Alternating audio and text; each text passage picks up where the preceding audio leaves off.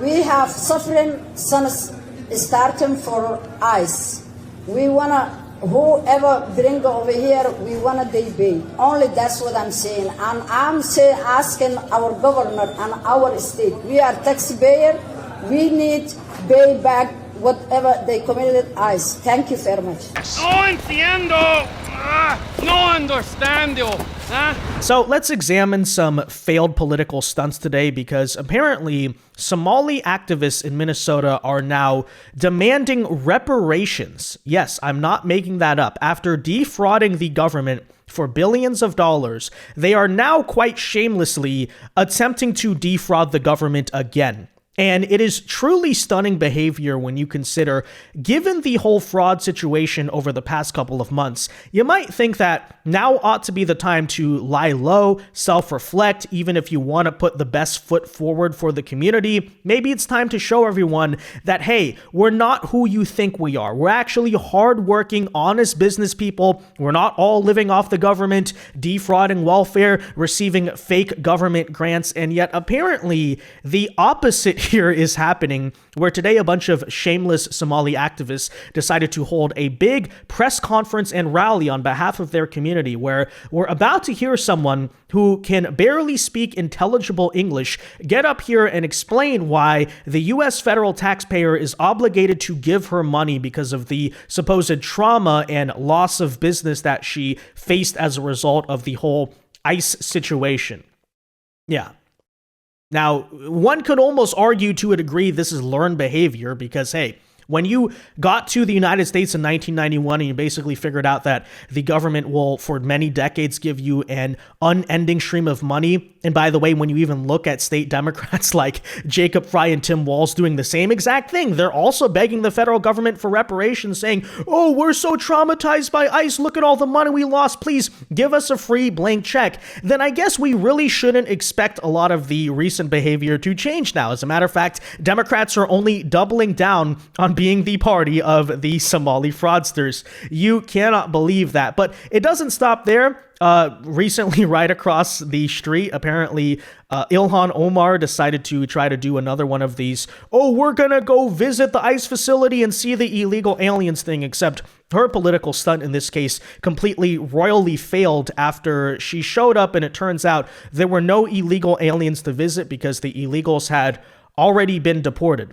So there she is looking like an idiot. We'll bring you this as well. We'll also give you a check-in on the Ilhan Omar fraud situation because it is just truly astonishing, right? They try to argue, oh, you know, the fraud problem, it's not that widespread in the community. It's very rare. Stop trying to stigmatize or stereotype everyone. And then we even have a situation where the most prominent members of U.S. government who are Somali here in our country are almost all engaged in very similar patterns of shady financial and government forms behavior, almost like this stuff goes pretty deep. But that said, we'll tell you about apparently the little show that Democrats tried to put on today in Minnesota. First, though, do us a favor. If you enjoy our content, make sure you hit that like button down below. Subscribe to the channel if you are new. We greatly appreciate the support, but it also ensures that you can stay up to date with all of the latest news and coverage. And that said, I think perhaps you might be asking the question as to why the Somali community is suddenly up in arms again. Could it have something to do with, for instance, a recent announcement by Scott Bessent and the Trump administration that if you are on public assistance, you can no longer wire money out of the country? In other words, meaning what? You can't send your welfare check to remittances towards people in other countries. Could that, have something to do with the fact that there is a strong correlation there? Or is it this recent Small Business Administration fraud crackdown, which disproportionately is affecting a state like Minnesota, that could likewise be causing the panic? We don't exactly know, but let me just say, I think there's a reason why you're suddenly seeing a resurgence of the defense, apparently, of Somali fraud scandals. Committing over $8.5 billion in fraud. That's in addition to the agency's recent actions in Minnesota, where you saw nearly 7,000 borrowers worth roughly $440 million suspended. Kelly, what's going on? Where specifically is the fraud? Well, Well, Maria, this fraud relates to pandemic-era loan programs that were broadly defrauded, and it was widely reported that about $200 billion, as much as $200 billion, could have been fraudulently gained out of the $1.2 trillion that went out for small business lending. So it's breathtaking. What's even worse is the Biden administration swept it under the rug, started forgiving those fraudulent loans. We're going back and saying that will not stand. We're going to have accountability. There's going to be restitution and jail time for people who defraud hardworking taxpayers and honest, deserving small businesses. $8.6 billion minimally in California. That shows these socialist welfare state policies don't work. They attract criminals that want to defraud American citizens, and we're making sure that we draw the line on that. So yeah, I'm not exactly sure why they're so mad again. It could have something to do with the fact that these pandemic-era government grants are still being scrutinized for fraud to this very day, despite all of the noise and public backlash against the ICE operation. In reality, you still committed a crime, and thousands are still being investigated for that very crime. Or it could have something to do with the fact that the U.S. government is now banning you from sending welfare money overseas to foreign terrorist organizations. We're not exactly sure, but hey, these could just be some grounds to speculate on. That said, take a listen here today as the Somali activists attempt to hold some press conference in Minnesota where they, again, quite shamelessly, are still begging for more free government money. It's just ridiculous. Take a listen. Relief programs fits into our criteria of small business owners, not those who make 200,000 and above. We don't make that much amount, and we have been suffering since the crisis of ICE. We also demand an immediate help to evictions so families are not pushed to homelessness during the crisis. Our community deserves accountability. Our community deserves safety. We need also justice for those who lost their lives defending the community. Yeah, so if you couldn't understand what she was saying, I don't blame you. That seems to be a pretty common pattern with these supposed integrated, assimilated fellow American citizens, you know, in a place like Minneapolis, Minnesota, part of the United States. You can't understand what people are saying within your own country, right? But from what I was able to make out, basically what she's asking for are two major things. She wants there to be government grants, aka handouts, aka reparations for the Somali businesses there.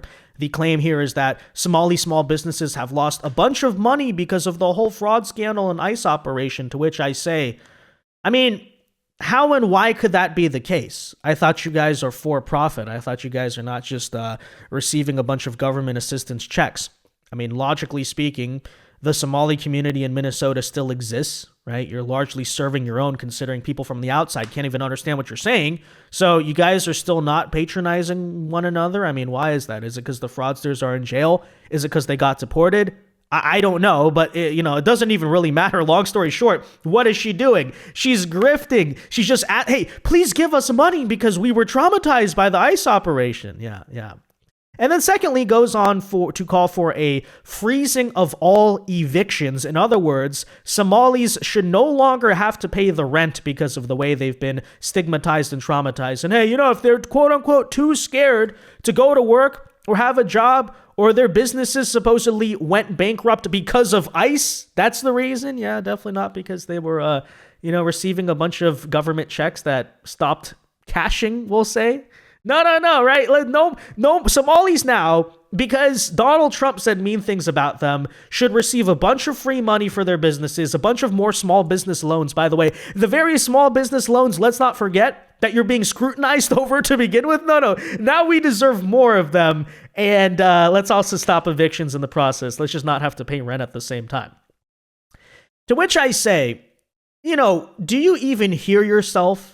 It honestly, the lack of self-awareness here is pretty shocking. So you just got scrutinized as a community for this whole problem, this whole stereotype that, you're just living off of government benefits, you're defrauding people. And by the way, in most of these fraud cases, what did they do? They use some type of woke social cause to justify a government grant that they weren't actually fulfilling, as some examples, right? We claimed we were feeding children. They never actually fed children. Daycares, we're doing education. Hey, childcare, Democrats care about that. They weren't doing any childcare. And then your response to all of that is what? To try to defraud the government again, once again using the same pretext of some woke social cause. So before it was childcare and feeding the homeless and all this, and then now all of a sudden it's reparations for a community that's been wrongly bastardized by the racist imperial US system. So freaking shameless. Although, on one hand, you have to say they're not very smart. They don't understand that this is the problem. They don't understand this is the very criticism the entire time.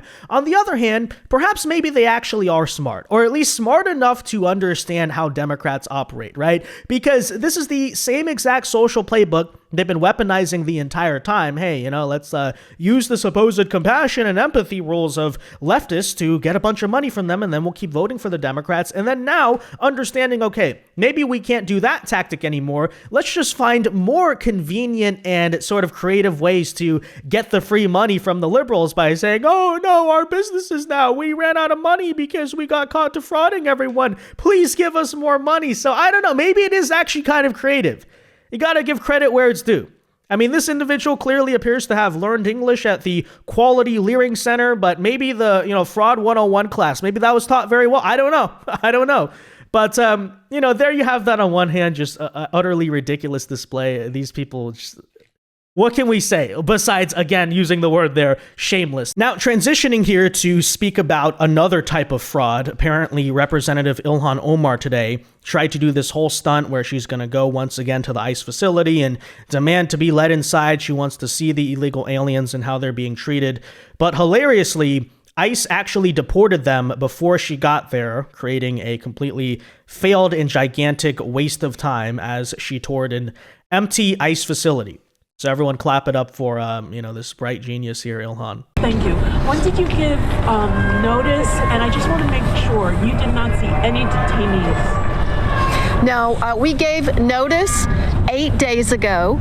We got confirmation yesterday that we were going to be allowed in. And the last detainee was taken out at 11:30 a.m., 30 minutes before we were set to arrive. What about the children who were released in T-shirts on Wednesday? And we also did ask, how many people came through today, which is why it felt convenient that no one was there. They said 10 when we first got there, and 10 were gone, and then they said there were another 5, and so I circled back and I said, can we go and see the 5 that are here because we have privacy release forms? And they said, no, we cannot permit you to go into the cell to see the detainees. And I said, well, we don't need to go into the cell. We can, put the forms, slide them in, and then we can look through the glass and see what their conditions look like. And then they oohed and ahed for a little bit, and then conveniently, as they were taking us towards the cell, someone said, there's not a single person left, and they took us into an empty cell. Yes. So it's just the timeline and the stories seem very convenient for what they really were working very hard for us not to see and witness. But thank you all. Again, the lack of self-awareness here is staggering because, so you mean to tell me that you showed up to an ICE detention center in the middle of the day and found it suspicious that there were no actual ICE detainees inside of the center? In other words, what you're saying is if you come to a place of business or a center during operating hours, you should see the activities that place purports to engage in actually going on, to which I say, well, in that case, I think that ICE was just taking a creative page out of your own playbook, right? Because according to you and your crowd, that's perfectly normal. It's perfectly normal to show up to, let's say, a daycare in the middle of the day and see that there are no children actually there, right? To show up to a place that offers health insurance and yet nobody will actually sell you health insurance. No, that's not proof of any cover-up. There's no suspicion there. There's no fraudulent activity going on. That's perfectly normal, right? So what is actually the problem? And I would point out, as it pertains to Ilhan Omar, and frankly all of the Minnesota Democrats with this whole ICE situation, there probably is a reason why for the past several months they've been so giddish to shift public attention away from the very fraud scandal, right? Let's remind everyone, the whole chaos in Minnesota was intentionally self-inflicted upon themselves. And why was that? Because the rabbit hole in terms of the, frankly, crimes that these people have committed just continues to go deeper and deeper. And take a look even at what Angela Rose, shout out to her, recently exposed on this, directly relating to Ilhan Omar. Investigating Ilhan Omar's sudden and massive increase in net worth has led us here, the middle of nowhere, because their wine business doesn't have any wine for sale, and Rose Lake Capital, their venture firm, doesn't seem to have any past clients. Yet, after some research, I found out about one past client. His name is Baiju, and he is either worth billions of dollars or worth nothing at all. So Tim Manette is Ilhan Omar's husband, and he went into business with Will Haler. Now, Baiju called Will Haler a serial fraud and says that he gave them fake documents. Look at the individual's track record. He's a serial fraud. In this video, we are going to discuss Rose Lake Capital's shady connection with Baiju, a man who owned a company called, get this, Think and Lear. Just kidding, it's Think and Learn. That's a bunch of bull. Yeah, so look, I'm not one of these people to claim that everything is a distraction from something else. Like, sometimes things just do happen in the world. But there quite obviously is a reason why Ilhan Omar is pulling these stunts, showing up to empty ICE facilities, why Tim Walz was capitalizing so much off of the ICE situation, why these illiterate activists are just showing up and having these press conferences about bananas and rice and demanding reparations from the government or something like that. And that's, of course, because, right,